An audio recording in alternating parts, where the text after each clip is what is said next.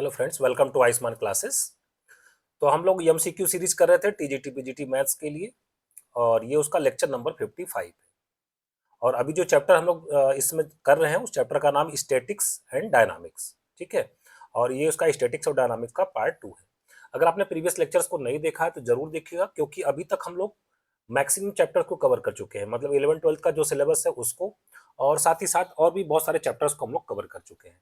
तो previous lectures का link भी वीडियो के नीचे डिस्क्रिप्शन बॉक्स में दिया गया, साथ ही साथ मेरे यूट्यूब चैनल पे उसका प्लेलिस्ट बना दिया गया है। अगर आप प्रीवियस लेक्चर्स को नहीं देखें तो जरूर देखिए, ये आपका टीजीटी पीजीटी एग्जामिनेशन के लिए काफी महत्वपूर्ण होने वाले हैं। साथ ही साथ अगर चैनल पे नए हैं तो सबसे पहला काम है आप चैनल को सब्सक्राइब कर लीजिए, और अगर वीडियो पसंद आएगा तो एक लाइक बटन दबाना नहीं भूलिएगा। अपने दोस्तों के साथ इसको जरूर शेयर करिएगा। टीजीटी पीजीटी से संबंधित कोई भी कोर्स ज्वाइन करने के लिए आप प्ले स्टोर से आयुष्मान क्लासेस ऐप डाउनलोड कर सकते हैं। साथ ही साथ मेरे टेलीग्राम ग्रुप या व्हाट्सएप ग्रुप में जुड़ने के लिए उसका लिंक वीडियो के नीचे डिस्क्रिप्शन बॉक्स में दिया गया, वहां से आप जुड़ सकते हैं। चलिए स्टार्ट करते हैं आज का लेक्चर। तो आज का जो हमारा पहला क्वेश्चन है, ये DSSB पीजीटी 2021 में पूछा गया है। क्वेश्चन ये है कि a stone is throne horizontally with a velocity root 2gs from the top of a tower of height h। ठीक है, हमारी एक टावर बना लेते हैं हम, ये जिसकी हाइट h है, और हॉरिजॉन्टली फेंका जाता है यहाँ से टॉप ऑफ द टावर से, मतलब यहाँ टॉप ऑफ द टावर से हॉरिजॉन्टली जो है ऐसे फेंका जाता है। किस वेलोसिटी से फेंका जाता है? √2gh वेलोसिटी से एक ऑब्जेक्ट को फेंका जाता है, ठीक है। तो वो कुछ इस तरीके से प्रोजेक्टाइल पाथ पे मोशन करेगा, पैराबोलिक पाथ पे मोशन करेगा। अब क्वेश्चन ये हमारा है, if a stone is throne horizontally with velocity √2gs from the top of a tower from height h, ये हाइट तो h दी गई है, तो पूछा जा रहा है at what distance will it strike the horizontal ground from the tower. ये जो हॉरिजॉन्टल डिस्टेंस है ना, ये वाली जो डिस्टेंस है ये आपसे पूछी जा रही है, ये कितनी होगी, ठीक है। ग्राउंड पे वो कितनी दूरी पे टकराएगा, ठीक है। देखिए, इस क्वेश्चन को करने के लिए हमारा ये कॉन्सेप्ट हम लोग यहाँ पे क्या लगाने वाले हैं। सबसे पहली बात तो ये हो गई कि जितने टाइम में ये जो ऑब्जेक्ट है, ये स्टोन यहाँ से यहाँ तक पहुंचेगा, मतलब ए से बी तक जितने टाइम में पहुंचेगा उतने ही टाइम में वो ए से सी तक पहुंचेगा, ठीक है। अगर ए से छोड़ दिया जाए इसको, ए से सी तक जितना पहुंचने में टाइम लगेगा उतना ही टाइम उसको ए से बी तक पहुंचने में लगता है, ठीक है। तो अगर हॉरिजॉन्टल की तरफ वेलोसिटी √2gh है, इसका मतलब इसका वर्टिकल जो वेलोसिटी है, वर्टिकल डायरेक्शन में इसकी वेलोसिटी कितनी है? 0 है, ठीक है। तो एसी डिस्टेंस के लिए हम लोग लॉज ऑफ मोशन का सेकंड लॉ लगा देते हैं। सेकंड लॉ हमारा लॉज ऑफ मोशन क्या है? h is equal to ut plus half gt square, ठीक है। तो डिस्टेंस तो h ही है, इसमें कोई दिक्कत नहीं। इनिशियल वेलोसिटी मतलब इधर की तरफ वर्टिकल डायरेक्शन में वेलोसिटी कितनी हो जाएगी? 0 हो जाएगी, और ये हो जाएगा हाफ gt स्क्वायर। तो यहाँ से हम लोग t निकाल सकते हैं। t इज इक्वल टू आ जाएगा √2h/g, ठीक है। तो टी टाइम लगेगा उसको ए से सी तक पहुंचने में, या ए से बी तक पहुंचने में, या सी से बी तक भी पहुंचने में भी टी समय लगेगा। ध्यान रखिएगा, कॉन्सेप्ट है जितना टाइम ए से सी तक पहुंचने में लगेगा उतना ही सी से बी तक पहुंचने में लगेगा, उतना ही टाइम ए से बी तक पहुंचने में लगता है। अब ये बीसी डिस्टेंस पूछा गया है, तो डिस्टेंस इज इक्वल टू क्या होता है? डिस्टेंस इज इक्वल टू होता है वेलोसिटी इंटू टाइम, ठीक है। Distance is equal to velocity into time. तो हॉरिजॉन्टल डायरेक्शन में वेलोसिटी तो √2gh है, और जो टाइम लगा वो कितना लगा? √2h/g। इन दोनों को हम लोग एक अंडर रूट में लिख लेते हैं, तो यहाँ हो जाएगा twice GH into twice h/g। यहाँ से जी कैंसिल हो जाएगा, 2h बाहर आ जाएगा। मतलब ये जो डिस्टेंस है बीसी डिस्टेंस, वो कितने 2h है। इस तरीके से सी ऑप्शन हमारा क्या हो जाएगा?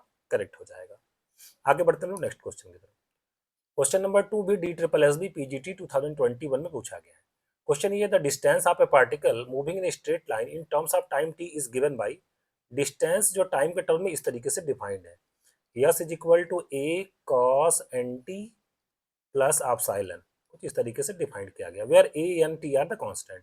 The retardation is proportional to, retardation का मतलब निगेटिव एक्सेलरेशन, रिटार्डेशन का मतलब निगेटिव एक्सेलरेशन। तो ये आपको क्या दिया गया है? यस क्या दिया गया है? डिस्टेंस दिया गया है। तो डिस्टेंस को अगर टाइम के रेस्पेक्ट में अगर हम लोग डिफ्रेंशिएट करें तो वेलोसिटी आ जाता है।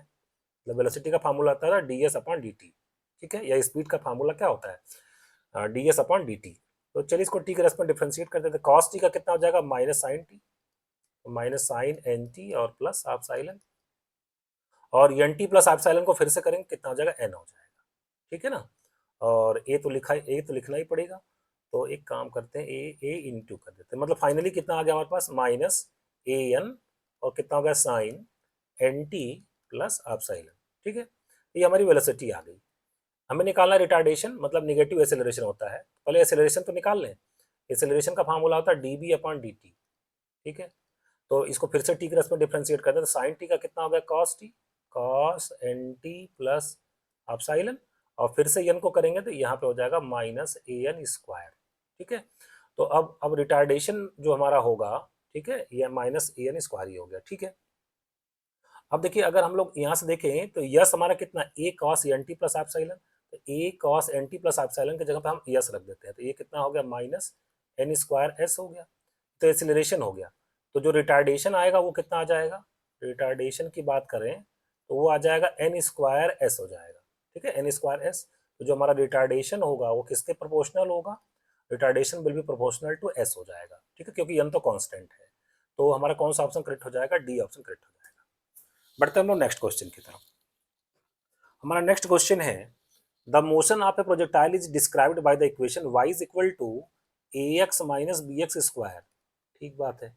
तो आपसे पूछा जा रहा है कि ये किसी प्रोजेक्टाइल का, मतलब प्रोजेक्टाइल का पाथ दिया गया है, ठीक है। तो पूछा जा रहा है कि रेंज ऑफ द प्रोजेक्टाइल क्या होगा, और ये क्वेश्चन यूपी पीजीटी 2016 में पूछा गया है। तो देखिए अगर पाथ है प्रोजेक्टाइल, पहले क्या होता है पाथ, देखिए जैसे यहाँ से किसी ऑब्जेक्ट को फेंके हम थीटा एंगल पे, तो जिस ऑब्जेक्ट को फेंका जाता है उसको हम लोग प्रोजेक्टाइल बोलते हैं। उसका पाथ कुछ पैराबोलिक होता है, ऐसे फेंकेंगे ना तो उसका पाथ कुछ इस तरीके का पैराबोला बनता है।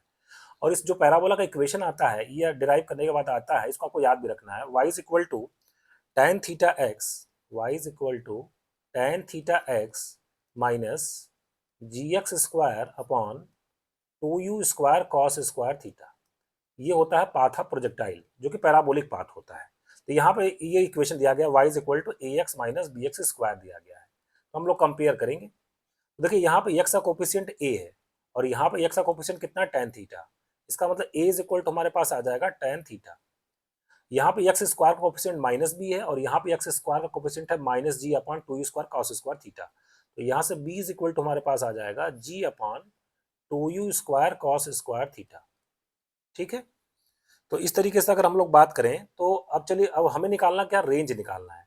रेंज का फार्मूला होता है r is equal to u square sine two theta upon g, ठीक है। ये रेंज हमें निकालना है, ए और बी के टर्म में निकालना, देखिए आंसर ए और बी के टर्म में है, ठीक है। तो एक काम करते हैं, पहले हम लोग ए बाई बी निकाल के जरा देखते हैं, क्योंकि आंसर में देखिए ए बाई बी आ रहा है बार बार। ए बाई बी निकाल के देखते हैं। तो ए हमारे पास है टेन थीटा का मतलब हो गया sine theta upon cos theta, upon b करेंगे तो ये आ जाएगा two u square cos square theta, और अपॉन कितना आ जाएगा, जी आ जाएगा, ठीक बात है, ठीक है। तो अब देखिए यहाँ से अगर कुछ कटता है तो काट देते, एक ये कटेगा कॉस थीटा, ऊपर और ऊपर हमारे पास कितना बचेगा, ऊपर हमारे पास बचेगा यू स्क्वायर, और क्या बचेगा, two sine theta cos theta मतलब साइन टू थीटा, और नीचे क्या बचेगा, जी बचेगा। देखिए ये आ गया u square sine two theta upon g. तो यही तो हमारा क्या हो गया, यही तो हमारा रेंज हो गया। इसका अंदर रेंज की वैल्यू कितनी आ गई, ए अपॉन बी आ गई। तो कौन सा ऑप्शन करेक्ट हो जाएगा, हमारा ए ऑप्शन करेक्ट हो जाएगा। बढ़ते क्वेश्चन नंबर 4 की तरफ। कदर if a body is acted upon by three forces and body is in equilibrium, then कौन सा ऑप्शन करेक्ट होगा, यूपी पीजीटी 2016 में क्वेश्चन पूछा गया है। तो देखिए कह रहा कि अगर कोई बॉडी है, थ्री फोर्सेस उस पर एक्ट कर रहे हैं और बॉडी इक्विलिब्रियम में है, तो देखिए एक चांस ये होता है कि all of them are parallel, नहीं ऐसा कोई जरूरी नहीं है। They meet at a point, हाँ ये एक ऑप्शन है कि अगर वो तीनों एक पॉइंट में मीट करें, है ना, तो हो सकता है कि वो तीनों फोर्सेस जो है वो बॉडी क्या हो सकती है, इक्विलिब्रियम में हो सकती है, अगर वो एक पॉइंट में मीट करें तो, ठीक है। तीसरा ऑप्शन पढ़ लेते हैं, any two of them are parallel, नहीं ऐसी कोई जरूरत नहीं है। आइदर दे आर पैरेलल और they meet in A point, ठीक है। आइदर दे आर पैरेलल और दे मीट इन, हाँ पैरेलल में भी हो सकता है, ठीक है ना। Any two of them, they are parallel ऐसा हो सकता है कि जैसे 5 न्यूटन का फोर्स इधर लगा दें और 10 न्यूटन का फोर्स इधर लगा दें और इधर 15 न्यूटन का इसका पैरेलल फोर्स इधर लगा दें, बॉडी इक्विलिब्रियम में हो जाएगी, ठीक है ना। तो ये डी ऑप्शन हमारा ज्यादा अप्रोप्रिएट है कि आइदर दे आर पैरेलल और they meet in A point, ठीक है। डी ऑप्शन करेक्ट हो जाएगा, A B C option eliminate हो जाएंगे। नेक्स्ट क्वेश्चन है क्वेश्चन नंबर 5, यूपी पीजीटी 2016 पूछा गया है। क्वेश्चन ये है कि two projectiles are projected with the same velocity but with the angle of projection 45 minus theta and 45 plus theta, the ratio of their horizontal range is equal to what? तो मान लीजिए जब पहली बार जब फेंका गया प्रोजेक्टाइल को कितने एंगल पे, 45 माइनस थीटा पे, सपोज रेंज r1 है। रेंज का फार्मूला क्या होता है, u square sine two theta upon g, तो साइन टू और थीटा की जगह हम लोग कितना रखने वाले हैं, 45 माइनस थीटा अपॉन जी, ठीक है। क्योंकि रेंज का हमारे पास फार्मूला होता है u square sine 2 theta upon g, ठीक है। तो यहाँ से हमारे पास R1 इज इक्वल टू आ जाएगा यू स्क्वायर साइन, और 2 से मल्टीप्लाई करते हैं 90 माइनस 2 थीटा, तो साइन 90 माइनस थीटा कितना हो जाएगा कॉस थीटा, मतलब ये आ जाएगा कॉस 2 थीटा अपॉन जी, ये आ गया हमारे पास R1, ठीक है। अब जब 45 प्लस थीटा एंगल फेंका जाएगा तो मान लेते हैं कि रेंज हमारा R2 है, R2 इज इक्वल टू कितना हो जाएगा u square sine 2 theta, theta की जगह हम लोग कितना रखेंगे 45 प्लस थीटा और अपॉन कितना हो जाएगा जी। तो इस तरीके से हमें R2 मिल जाएगा यू स्क्वायर, और साइन 2 से मल्टीप्लाई कर देंगे 90 प्लस 2 थीटा, तो साइन 90 प्लस थीटा कितना होता है कॉस थीटा, ये भी आ जाएगा कॉस 2 थीटा अपॉन जी। ये हमारा R1 आ गया, ये हमारा R2 आ गया। पूछा गया कि ratio of there horizontal range is what, मतलब मुझे R1 अपॉन R2 निकालना है, तो R1 अपॉन R2 कितना आ जाएगा 1:1 ही तो आ जाएगा, क्योंकि सेम सेम तो है, u square cos 2 theta upon g और u square cos 2 theta upon g, तो रेशियो कितना आ जाएगा 1:1। तो कौन सा ऑप्शन करेक्ट हो जाएगा, डी ऑप्शन करेक्ट हो जाएगा, ए बी सी ऑप्शन क्या हो जाएंगे एलिमिनेट हो जाएंगे। आगे बढ़ते क्वेश्चन नंबर 6 की तरफ। कहा जा रहा है two bodies of masses m and 4m are moving with equal momentum, ठीक है। मोमेंटम का फार्मूला क्या होता है, मोमेंटम का फार्मूला होता है, मोमेंटम को हिंदी में संवेग बोलते हैं, मोमेंटम का फार्मूला होता है mb, ठीक है। Two bodies of mass m and 4m are moving with equal momentum, ठीक है। इसका मतलब ये हो गया कि हम यहाँ पे ये ले सकते हैं कि mv1 है ना, एम भी ये P1 is equal to P2 मान लेते हैं, मोमेंटम उनके इक्वल है, तो P is equal M V1 बराबर, इधर मास कितना 4m है, कितना आ जाएगा 4m V2 हो जाएगा, यहाँ से एम कट जाएगा, इसका मतलब हो जाएगा V1 इज इक्वल टू कितना आ जाएगा 4V2 हो जाएगा, ठीक है ना। V1 इज इक्वल टू कितना आ जाएगा 4V2 आ जाएगा, ठीक बात है। अब पूछा गया the ratio of their kinetic energy is equal to what. Kinetic energy का फार्मूला आपको पता ही है कि कितना होता है, काइनेटिक एनर्जी का फार्मूला होता है हाफ एम वी स्क्वायर, तो half M V1 square divided by half, और अब की बार मास कितना है 4m है, यहाँ पे लिख देते हैं 4m, और वेलोसिटी कितनी है V2 स्क्वायर, तो यहाँ से हाफ हाफ कट जाएगा, m कट जाएगा, तो यहाँ पे आ जाएगा 1/4 और आ जाएगा V1 अपॉन V2 का होल स्क्वायर। यहाँ से अगर हम लोग बात करें V1 अपॉन V2 का तो वो तो 4 है, ठीक है। V1 अपॉन V2 कितना 4 है, यहाँ पुट कर देते हैं 1/4 इंटू 4 का स्क्वायर 16 आ जाएगा, तो यहाँ पर 4:1 रेशियो आ जाएगा, तो कौन सा ऑप्शन करेक्ट हो जाएगा, बी ऑप्शन करेक्ट हो जाएगा। बढ़ते क्वेश्चन नंबर 7 की तरफ। ये क्वेश्चन यूपी पीजीटी 2016 में पूछा गया है। ये क्वेश्चन कॉमन कैटेनरी से संबंधित है, ठीक है ना। तो सबसे पहले मुझे आपको कॉमन कैटेनरी पे जो है थोड़ा सा कुछ कॉन्सेप्ट में बता दूं, क्योंकि कॉमन कैटेनरी के मैंने कुछ क्वेश्चंस लिए हैं इसमें जो है स्लाइड में, ठीक है। तो जरा कॉमन कैटेनरी कुछ क्वेश्चन मतलब कुछ फार्मूले में पहले आपको बता दूं, तो फिर इस क्वेश्चन को हम लोग सॉल्व करेंगे, थोड़ी सी आसानी होगी, ठीक है। यहीं पे मैं उसके कुछ फार्मूले बता देता हूँ। पहले कॉमन कैटेनरी क्या होती है, देखिए कि मान लिया कि सपोज इस तरीके से कोई रस्सी लटकी हुई है, ठीक है, और इसको मान लिया कि कहीं ऐसे कील गाड़ के ऐसे टांग देते हैं, यहाँ पे कील लगा देते हैं, यहाँ कील कर लगा देते हैं, मान लीजिए ये हैंग कर रही, ए और बी के बीच में कोई रस्सी हैंग कर रही इस तरीके से, ठीक है। तो इसको हम लोग, ये मान लिया हम वाई एक्सिस हो गया हमारा, ये हमारा क्या हो गया एक्स एक्सिस हो गया, इसको हम लोग कॉमन कैटेनरी बोलते हैं, ठीक है। तो देखिए इसमें कुछ फार्मूले होते हैं जिसको आपको जानना चाहिए कॉमन कैटेनरी में। कॉमन कैटेनरी में सबसे पहले कॉमन कैटेनरी का जो इंट्रिंसिक इक्वेशन होता है, इंट्रिंसिक इक्वेशन, कॉमन कैटेनरी का इंट्रिंसिक इक्वेशन होता है, वो क्या होता है, वो था एस बराबर सी टेंस आई, एस बराबर सी टेंस आई, ठीक है। कुछ फार्मूले मैं लिख रहा हूं जिसको आपको ध्यान में रखना पड़ेगा। पहला फार्मूला होता है S is equal to C tan psi, जहां पे यस क्या होता है, मान लीजिए यहाँ पे कोई पॉइंट ले पी, कोई पॉइंट पी ले ले, ठीक है। तो पी से मान लीजिए यहाँ पे ये इसका वर्टेक्स है, यहाँ पे पी से इस दूरी को हम लोग मान लीजिए कोई भी आर्बिट्रेरी पॉइंट ले लें, तो इस दूरी को या इस आर्क लेंथ को हम लोग एस बोलते हैं, ठीक है। ये हमारे पास यस हो गया। सी हमारा पैरामीटर होता है, मतलब यस क्या होता है, इसमें आर्क लेंथ होता है, yes is equal to what arc length, arc length, और सी हमारा क्या होता है पैरामीटर होता है, C is equal to parameter, ठीक है। और साई क्या होता है एंगल है, ये तो आप समझ ही रहे हैं, psi is equal to angle. कौन सा एंगल है, मान लीजिए इस पॉइंट पे मान लीजिए कि जो टेंशन है सपोज, ठीक है, रस्सी में जो टेंशन है टी है, मान लीजिए टी इस तरीके से दर्शाते हैं, और सपोज ये जो एक्स एक्सिस आप कितना एंगल बना रहा है, साई एंगल बना रहा है, ठीक है। इसी एंगल की बात की, S is equal to C tan psi, इसको इंट्रिंसिक इक्वेशन बोलते हैं। दूसरा इसका कार्टेशियन इक्वेशन होता है, ठीक है, इसका कार्टेशियन इक्वेशन होता है, इसका कार्टेशियन इक्वेशन क्या होता है, कार्टेशियन इक्वेशन होता है y is equal to c cos hyperbolic x by सी, ये इसका कार्टेशियन इक्वेशन होता है, ठीक है। फिर इसी से एक और रिलेशन हम लोग डिराइव करते हैं, s is equal to c sine hyperbolic x by c, c sine hyperbolic x by c. और जब हम यहाँ से अगर एक और कार्टेशियन इक्वेशन लिखा कि नहीं मैंने, हाँ, y is equal to c cos hyperbolic x by c. तो यहाँ से एक रिलेशन और डिराइव होता है कि Y square minus S square. देखिए ये जो वाई स्क्वायर आया है, ये एक नंबर, ये दो नंबर, y square minus S square करेंगे तो ये आ जाएगा सी स्क्वायर, क्योंकि cos hyperbolic square x by c फिर माइनस साइन हाइपरबोलिक स्क्वायर, ये वन आ जाता है। तो y square minus S square is equal to कितना आ जाता है, सी स्क्वायर। मतलब यहाँ से एक रिलेशन निकल जाता है कि वाई स्क्वायर बराबर सी स्क्वायर प्लस एस स्क्वायर। ठीक है, तो ये एक रिजल्ट बढ़िया सा है। एक ये रिजल्ट जो ये लिखा था मैंने, ये अच्छा सा रिजल्ट है।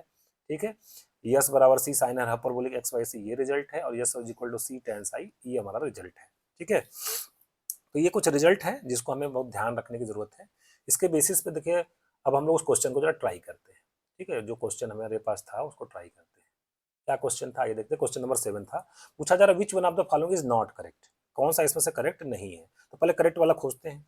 तो देखिए सबसे पहले अगर हम लोग बात करें यहाँ पे, तो s is equal to c sine hyperbolic x by c, s is equal to c sine hyperbolic x by सी, ये मैंने आपको लिखा था, है ना। S is equal to c sine hyperbolic x by सी, ये मैंने आपको लिखा था, तो ये तो करेक्ट है। ठीक है, हमें खोजना कौन सा करेक्ट नहीं, तो ये हमारे काम का नहीं क्योंकि ये तो करेक्ट है। ठीक है, और एक हमने फार्मूला आपको लिखा था, S is equal to C tan psi, S is equal to C tan psi, ये क्या था, इंट्रिंसिक इक्वेशन था ना।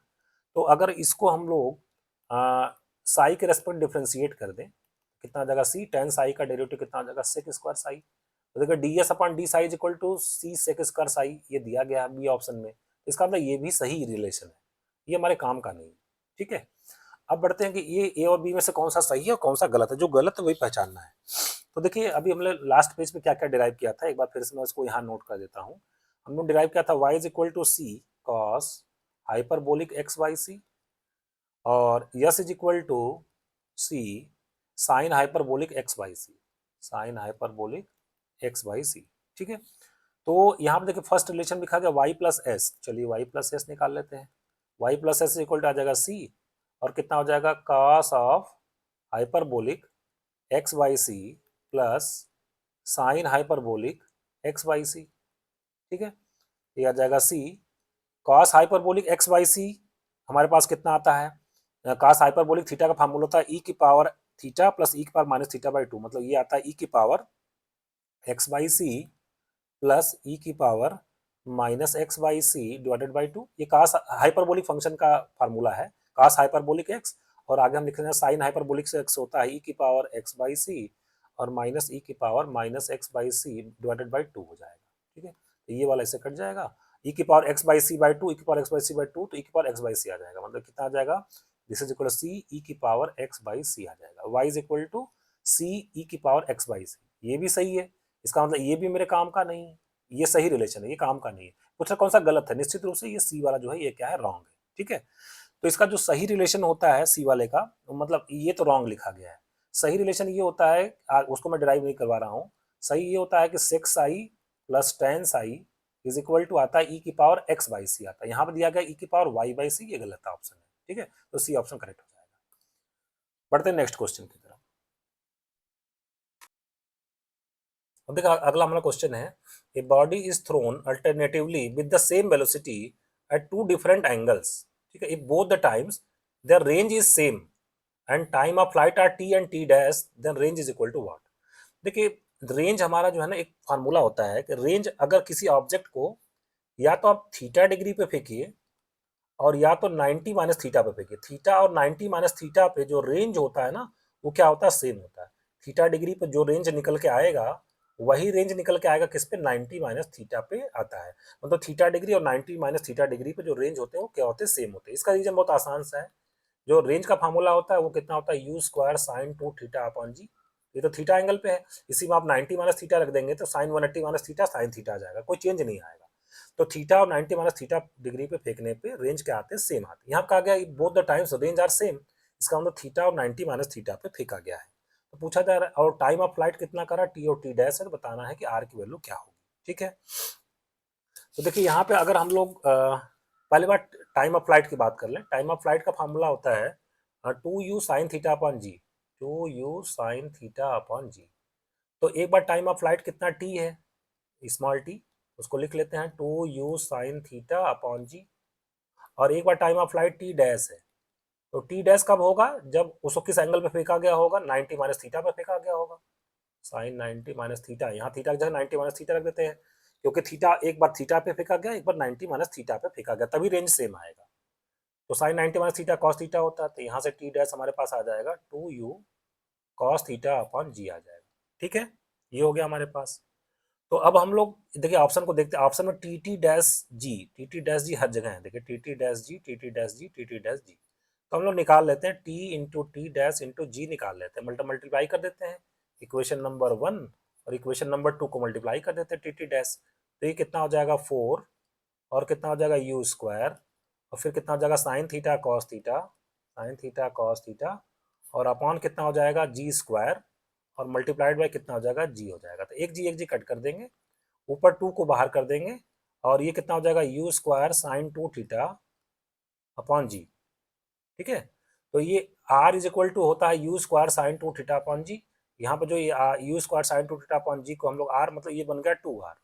हमें पूछा गया था रेंज क्या होगा, तो यहाँ से रेंज 2 को लेफ्ट में भेज देते हैं, तो रेंज कितना हो जाएगा half t into t dash into g. कौन सा ऑप्शन करेक्ट हो जाएगा, ए ऑप्शन करेक्ट हो जाएगा। बढ़ते हैं हम लोग नेक्स्ट क्वेश्चन की तरफ। क्वेश्चन नंबर 9 कहा जा रहा है कि ये plastic moving with uniform acceleration, A particle sorry, A particle moving with uniform acceleration covers a distance of 20 meter and 60 meter in first and second respectively. What was the initial velocity of the particle? TGT 2001 का question है ये। ठीक है, तो देखिए nth second में चली गई दूरी को अगर हम लोग SN से डिनोट करें, nth सेकंड में चली गई दूरी जो होती है U plus half A twice n minus 1, है ना। ठीक है, nth सेकंड में चली गई, ध्यान से सुनिएगा, nth सेकंड में चली गई जो दूरी होती है उसका, उसके लिए फार्मूला हमारे पास क्या होता है, S N is equal to U plus half A twice T minus 1। U क्या इनिशियल वेलोसिटी, ए क्या एक्सेलरेशन, एन क्या है किस सेकंड में चली गई है दूरी। तो कहा गया कि पहले सेकंड में इन फर्स्ट सेकंड में 20 मीटर चलता है वो, तो यहाँ पे हम यस वन लगा देते हैं, और S one is equal to और यू प्लस हाफ ए, और टी एन के जहाँ पे 1 रख देते हैं, 2 इंटू 1 - 1, और चली गई दूरी कितने 20, तो 20 बराबर आ जाएगा यू प्लस 2 कितना आ गया हाफ है, यू प्लस हाफ है, ये आ गया इक्वेशन नंबर 1। फिर कहा गया सेकंड में, मतलब दूसरे सेकंड में चली गई दूरी, तो उसको वो कितनी है 60 है, यहाँ पे लिख देंगे 60 बराबर यू प्लस हाफ ए, 2 2 जा 4 - 1, यहाँ कितना आ जाएगा 3 आ जाएगा, मतलब 60 इज इक्वल टू हमारे पास आ जाएगा यू प्लस 3a/2 आ जाएगा। ठीक है, हमें निकालना क्या है, हमें निकालना है यू की वैल्यू। ठीक है, तो यहाँ हमें यू की वैल्यू निकालनी है, तो हम लोग क्या करते हैं इसमें, इस दोनों इक्वेशन को हम लोग क्या कर देते हैं सॉल्व कर देते हैं। ठीक है, तो कैसे सॉल्व करेंगे हम लोग, यहाँ से हम लोग यू को पहले माइनस कर देते हैं, मतलब घटा देते हैं इसको, ये आ जाएगा -40, और ये कट जाएगा, और ये कितना आ जाएगा हाफ, ये आ जाएगा माइनस ए आ जाएगा। ठीक है, माइनस ए, तो एक्सेलरेशन कितना आ गया 40 आ गया। अब एक्सेलरेशन की वैल्यू कहीं भी रख दें, फर्स्ट इक्वेशन में रख दें, तो 20 बराबर यू प्लस हाफ, और ए कितना 40 है, तो 40 से कितना आ जाएगा 20 आ जाएगा, तो यू की वैल्यू कितनी आ जाएगी 0 आ जाएगी, यू इज इक्वल टू कितना आ जाएगा 0 आ जाएगा। ठीक है, तो कौन सा ऑप्शन करेक्ट हो जाएगा, हमसे इनिशियल वेलोसिटी पूछा गया था, तो ए ऑप्शन करेक्ट हो जाएगा 0 के साथ। बढ़ते हम लोग क्वेश्चन नंबर 10 की तरफ। क्वेश्चन नंबर 10 में क्या पूछा गया है, if the projection angle of a particle is 60 degree and the ratio of horizontal range and time of flight is 5/2, what is the velocity of the projection. Velocity पूछ रहे हैं प्रोजेक्शन की क्या थी, और एंगल कितना 60 डिग्री के angle पे उसको प्रोजेक्टाइल को फेंका गया है, इस तरीके से 60 डिग्री के एंगल पे फेंका गया है। ठीक है, इस तरीके से। तो कहा जा रहा है कि रेशियो ऑफ हॉरिजॉन्टल रेंज क्या है r, and time of flight, ratio of horizontal range and time of flight is 5/2। ठीक है, what is the velocity of projection. तो हॉरिजॉन्टल रेंज का फार्मूला होता है u square sine 2 theta upon g, और time of flight का formula था 2u sine theta upon g, 2u sine theta upon g is equal to कितना 5/2 है। तो यहाँ से जी हमारे पास कट जाएगा, एक u भी कट जाएगा हमारे पास। ठीक है, तो ऊपर हमारे पास बचेगा 2u साइन 2 थीटा को लिख देंगे 2 साइन थीटा कॉस थीटा, और नीचे हमारे पास कितना है 2 sine theta is equal to कितना हो जाएगा 5/2। तो 2 साइन थीटा, यहाँ से 2 साइन थीटा से कट जाएगा, तो हमारे पास आ जाएगा u cos theta is equal to 5/2। ठीक है, u cos थीटा कितना आ गया 5/2, और थीटा की वैल्यू हमको कितनी दी गई है, थीटा इज इक्वल टू 60 है, तो cos 60 कितना हो जाएगा, यहाँ पे लिख देंगे cos 60 इज इक्वल टू कितना हो जाएगा 5/2। cos 60 कितना होता है 1/2, तो u into 1/2 is equal to 5/2, तो ये कट जाएगा, तो u इज इक्वल टू कितना आ जाएगा 5 आ जाएगा। u इज इक्वल टू 5 का मतलब हमसे पूछा गया था what is the velocity of projection, तो 5 आ जाएगा, ए ऑप्शन हमारा क्या हो जाएगा, करेक्ट हो जाएगा। बढ़ते हम लोग नेक्स्ट क्वेश्चन की तरफ, क्वेश्चन नंबर 11। ये क्वेश्चन पीजीटी 2013 में पूछा गया है। अगला क्वेश्चन देखिए हमारा है कि if a simple catenary string has a tension T at a point P, ठीक है, and tension T zero at the lowest point C, then and the weight of the arc C P is capital W, then which of the following is true. देखिए यहाँ पे एक catenary बनाते हैं, मतलब एक रस्सी लटकती हुई ऐसे लटका देते हैं, इसको हम लोग कॉमन कैटनरी बोल रहे हैं। इसके किसी पॉइंट टी पे टेंशन जो दिया गया, इसे मान लीजिए कोई पॉइंट पी है, इस पे जो टेंशन दिया गया टेंशन टी, ठीक है, टेंशन टी है, और lowest point tension T zero, मान लीजिए कि ये लोवेस्ट पॉइंट है, इस पे टेंशन हमारा कितना है टी जीरो है, ठीक है, लोवेस्ट पॉइंट टेंशन कितना टी जीरो है। तो देखिए जो पॉइंट पी पे टेंशन है उसका फार्मूला होता है T is equal to W Y, T is equal to W Y, यहाँ पे डब्ल्यू जो स्मॉल डब्ल्यू है, ठीक है, और जो लोवेस्ट पॉइंट जो टेंशन होता है टी जीरो, वो हमारा किसके बराबर होता है, डब्ल्यू सी के बराबर होता है, T is equal to W C, यहाँ पे डब्ल्यू स्मॉल वाला है, ये सब फार्मूले में लिख रहा हूँ कॉमन कैटनरी के, ठीक है। और मान लिया कि ये जो हमारा आर्क है, ये जो आर्क है, मान लिया कि इसका नाम हम कुछ रख देते हैं पी और पी के रख देते हैं, तो ये आर्क लेंथ कितना होता है एस, ठीक है, तो इसमें इसका जो वेट होता है कैपिटल डब्ल्यू जो यहाँ पर दिया गया है, आर्क सीपी मान लीजिए सीपी कर देते हैं, आर्क सीपी जो है इसका वेट इन्होंने कैपिटल डब्ल्यू दिया गया है, तो कैपिटल डब्ल्यू किसके बराबर होता है, ये हमारा होता है स्मॉल, मतलब इसका आर्क लेंथ एस है, और 1 यूनिट का जो वेट है वो स्मॉल डब्ल्यू है, तो कितना हो जाएगा डब्ल्यू एस हो जाएगा, ठीक है। अब इसमें हम लोग रिलेशन निकालते हैं, तो देखिए T square minus T zero square अगर निकाल दें, T square minus T not का स्क्वायर, तो ये आ जाएगा small W square Y square और minus small W square C square. और अभी हमने कॉमन कैटनरी कुछ रिजल्ट लिखे थे, उसमें हमने लिखा था वाई स्क्वायर बराबर सी स्क्वायर प्लस एस स्क्वायर, ठीक है। देखिए अगर यहाँ से हम लोग डब्ल्यू स्क्वायर को कॉमन कर लें तो क्या बचेगा हमारे पास, वाई स्क्वायर माइनस सी स्क्वायर, और वाई स्क्वायर माइनस सी स्क्वायर इस रिलेशन से कितना आ जाएगा, एस स्क्वायर के बराबर आ जाएगा।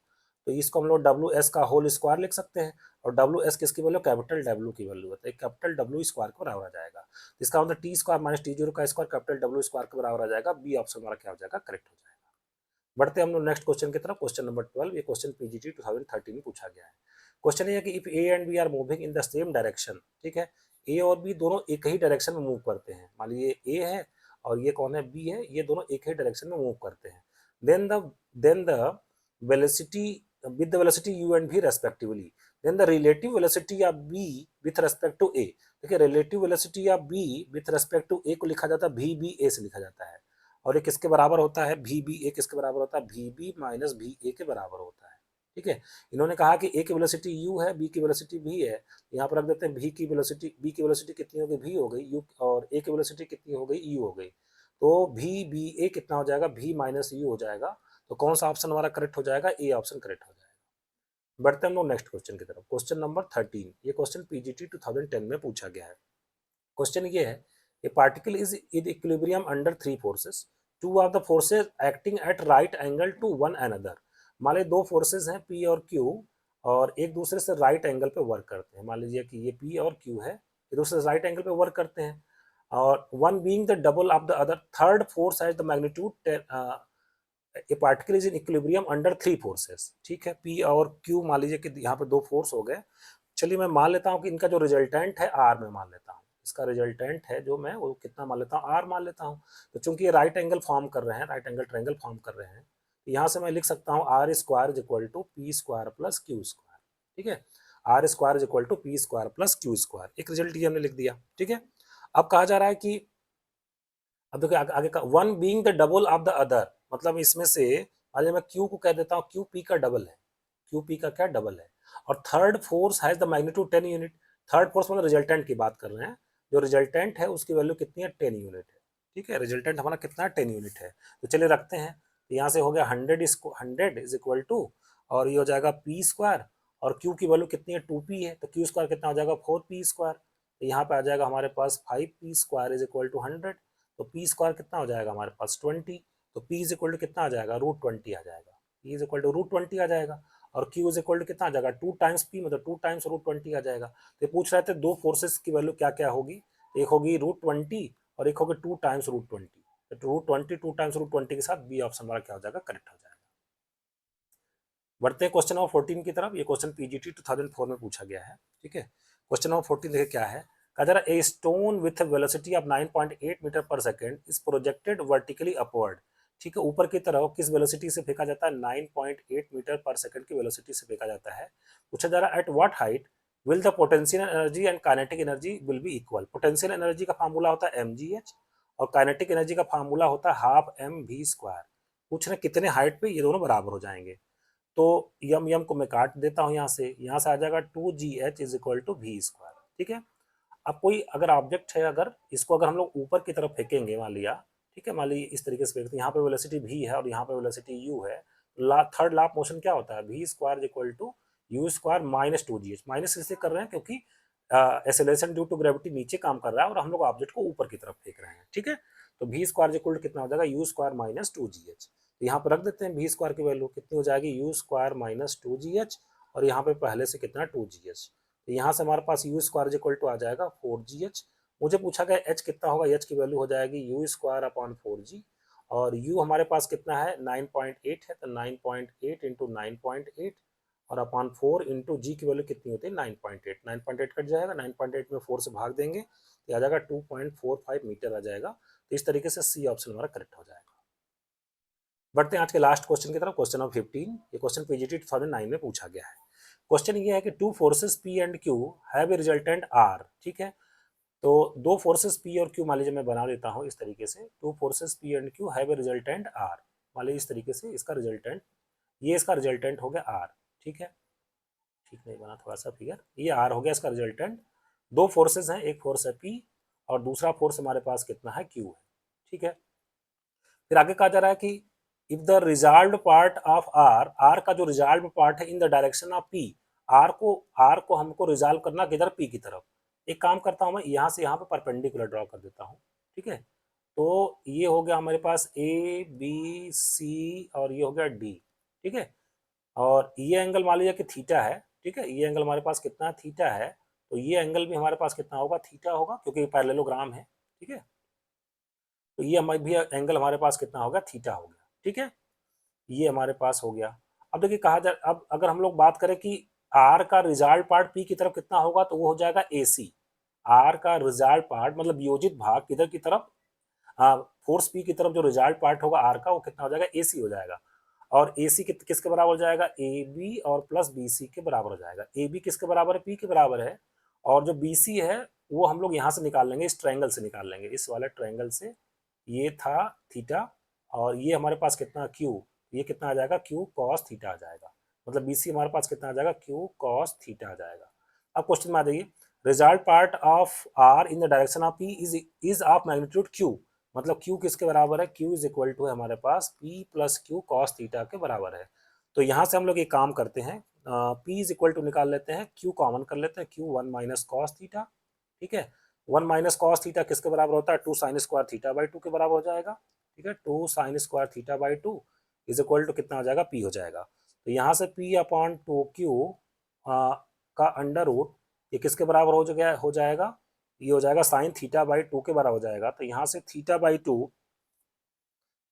थीटा बाई 2 किसके बराबर हो जाएगा sine inverse under root P upon 2q के बराबर हो जाएगा, ठीक है, पी अपॉन 2q के बराबर हो जाएगा। तो यहाँ से थीटा इज इक्वल टू कितना हो जाएगा 2 sine inverse under root P upon 2q के बराबर हो जाएगा। ये पूछा गया था।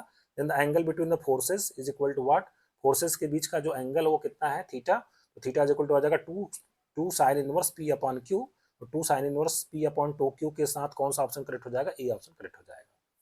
तो फ्रेंड्स आज के लेक्चर को मैं यही पे समाप्त कर रहा हूँ। कैसा लगा आज का लेक्चर कमेंट बॉक्स में मुझे लिखकर जरूर बताइएगा। मिलते हैं फिर से नेक्स्ट लेक्चर में नए टॉपिक के साथ। आज के लिए बस इतना ही। Thank you very much.